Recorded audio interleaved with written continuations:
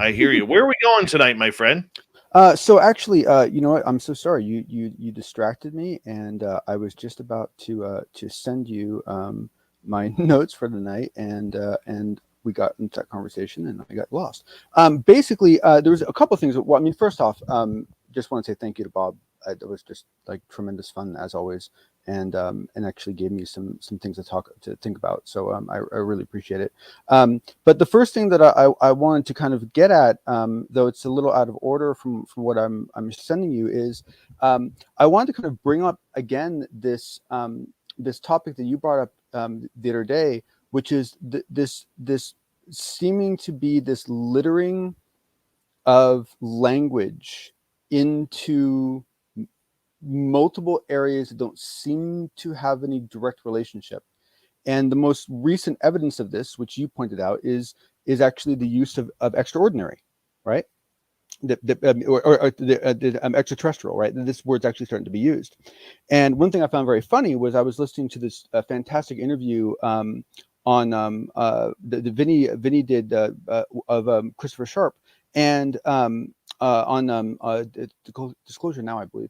And you know, and they were talking about the fact that the DNI basically not only used this word, but actually went so far as to create a new word, which was extraterrestrially, which I hadn't actually heard used before.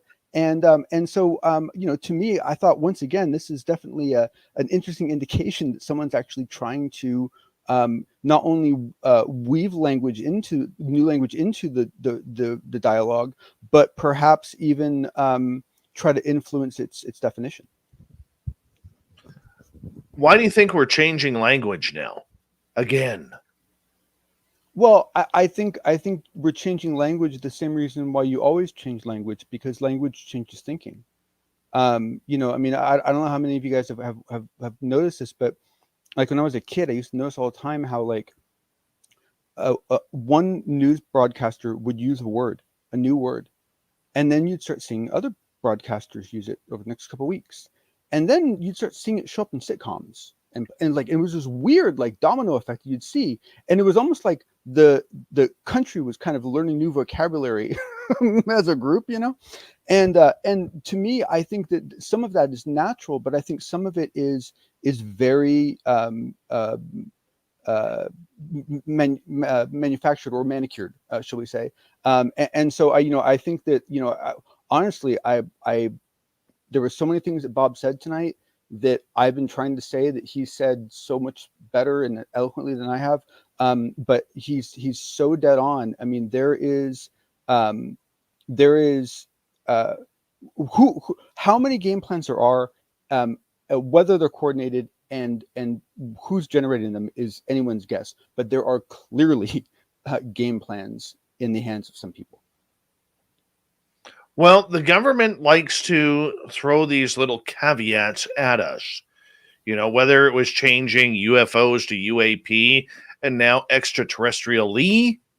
I mean, I love that it's word. all warming up to something, man. It's all warming up to something. You're just acting way too extraterrestrially. I know. How do you even use that in a sentence? It's scintillating, isn't it? I expect the person to say it to have like a man bun and you know, and be wearing like, you know, skinny jeans and you know. It's all we need is alien Democrats around here. Oh yes. But yeah, but the thing is that I really do think, you know, all joking aside, it I mean, look, we actually have scientific data to say that the language you use actually impacts your brain, right? If you use like very negative words all the time, it does have an impact. And so whenever you have a group of people and you are trying to how would I say this? Okay, so one way of saying it would be you're trying to advertise a new product. That might offend some people. Another way of saying it might be you're trying to circulate a new idea. Okay, maybe that's a better way of saying it. And you're trying to circulate a new idea in a very volatile environment where you're very worried about it being caught on. it somehow becomes beneficial to start introducing language to the group with definitions, and in hopes that that spreads as a way of, well, as Bob said once again, of preparing the battlefield. You know what one's driving me nuts right now? Totally off topic, but I know where you're going with this.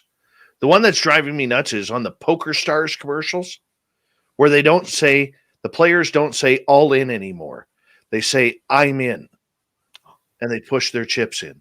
What? Yeah. Driving me nuts. Ah, Dave, yes. I try so hard not to care about things like this, but you've just destroyed poker. Oh my God. No, I didn't destroy poker. Poker Stars did. For me, you did. Don't blame Dave. All in.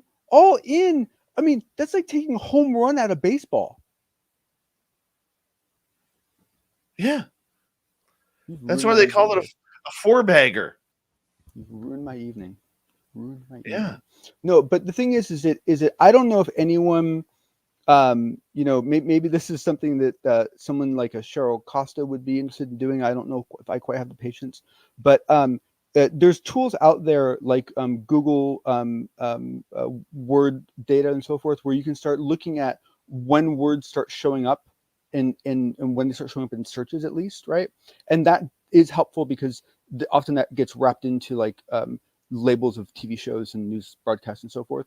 And so it would be interesting to start actually it'd be interesting to map out the last 5 years, then do an overlay of the different words that we've seen introduced, try to put ends on when and where they were introduced, and then actually look and see whether there was anything going on underneath that might have been influenced by that overlay. I've got poker on my mind now. By the way, if anybody is going to our Vegas event, April 22nd to 24th, for our fan party, take on Bigfoot researcher Carter Bouchard. He's played in the World Series of Poker 3 times and hit the cash once. Wow. I want to destroy him. I want to destroy him at the table. Wow. And there are places there are places in Vegas where it's proper poker. Like they're poker rooms where you sit down. It's very friendly. It's all hand decks. It's all very old school. Especially if you're into things like Texas Hold'em. I mean, you can find some fantastic games out there. It's really amazing. If you find a good table, you'll sit there all night. Oh yeah, and I did find, for me, if I snowboarded all day and didn't sleep, then I was actually tired enough that I had a poker face. Sleep deprivation.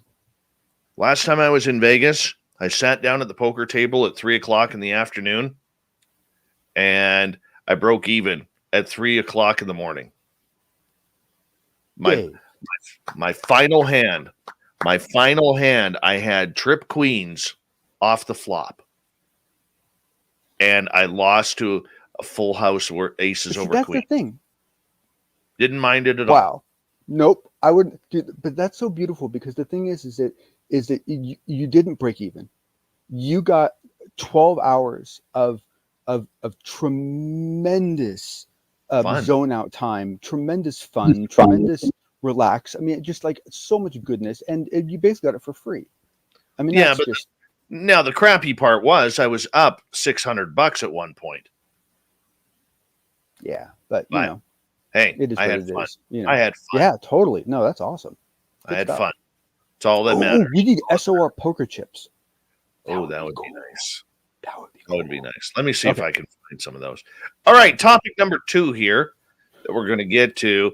The SCU, Scientific Coalition for UAP Studies, has just announced, and I think we're the first ones to announce it publicly, that they are having their own conference. Yes, May 27th. And registration is open. They are doing an online element as well as an in-person. I believe they're doing an in-person element. I know they're doing they are doing both. And but the thing is that while there's a lot of good things you could talk about, there's a lot of interesting people presenting. what I wanted to call out was this one little blurb that appears on the registration page, because to me, I mean, this is SCU, but still, to me, this was a dramatic statement, and I'd love to hear your opinion. It says, the UAP mystery is becoming less of a mystery, as scientists, former military, and business professionals are now taking this subject seriously. That in itself was a far more aggressive stance than I expected to see out of them, right? I mean, that implies that they have confidence. Okay, that's what that implies. And it goes on to say, you know, the SCU now has membership of 170 incredibly talented people. You know, we look forward to, you know, meeting anyone who wants to help. They're encouraging people to join. It's a very nice organization. I've interacted with them very little, but that I have has been actually really nice. But I don't know. Maybe I'm getting too touchy, but Dave, that to me was a rather aggressive statement to make. Well, I'm very much interested in this, and I want to say thank you to SCU board member Paul Kingsbury for passing that information over to us earlier tonight and asked if we could get it on the show.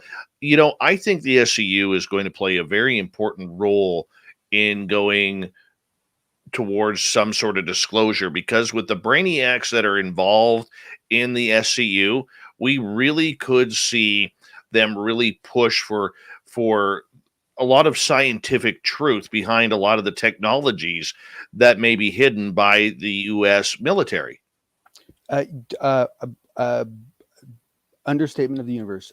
If you guys have a chance to go listen to anything from any of their earlier, because they've done earlier kind of like semi-conference type things, listen to one of the talks.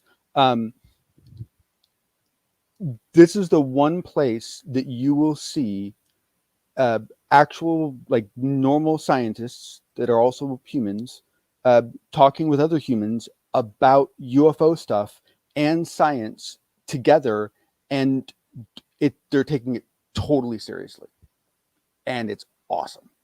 It is so much fun it is really cool, and they don't no flight to fancy. It's not, look, they're still scientists, right? But the point is that it is a really open conversation.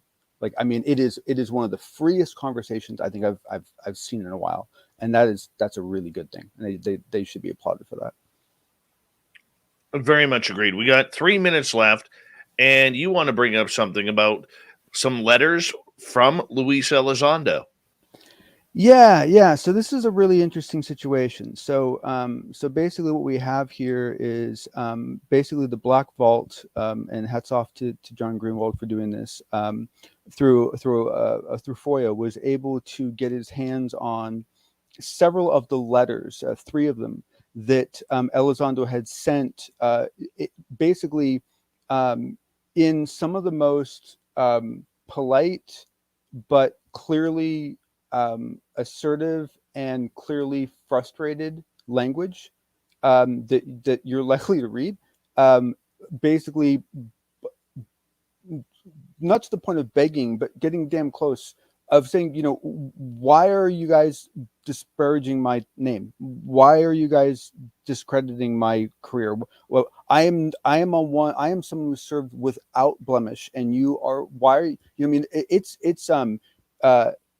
actually funny if you wanna actually get a feel for this. If you go listen to a UCR today, Lou, their Lou goes off about this because he got really mad about this, and you know, he's usually a pretty mellow guy, and he's really mad. It was fun to kind of listen to him.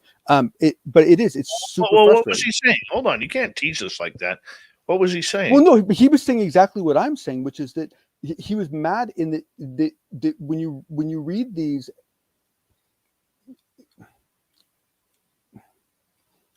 it's so genuine, and it's so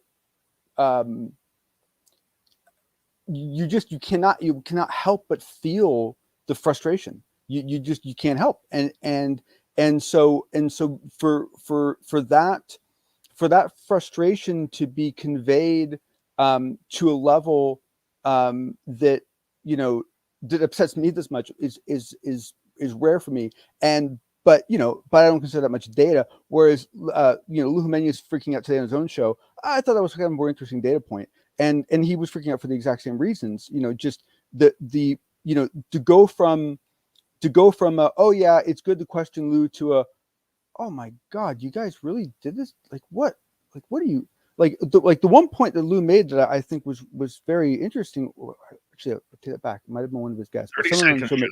Yeah, was that what impact is this going to have on children that were looking at careers in the military? This is not how you support a decorated veteran, right? I mean, it's crazy. Well, it's absolutely insane. And on that note, John, we also have to say too, we haven't done a good job at helping a lot of veterans out there. We're getting better at it, though. We're getting better at it, though. Yeah. Well, yeah. we got to continue to get better. The veterans are just so important to us. Oh, hey, John, yes. thank you for another great report on the Unbiased UFO Report with fedora wearing Jon Hudson.